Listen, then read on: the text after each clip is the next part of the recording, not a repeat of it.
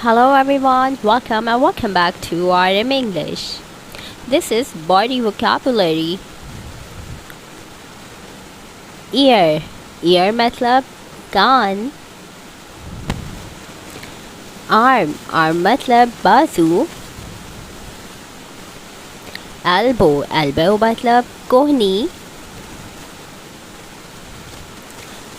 Heart, heart मतलब दिल. Skin, skin मतलब जिल्द. Nose, nose मतलब नाक.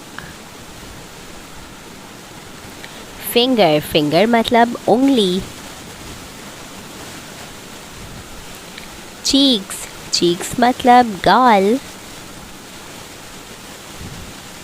Pore, pore मतलब मसाम.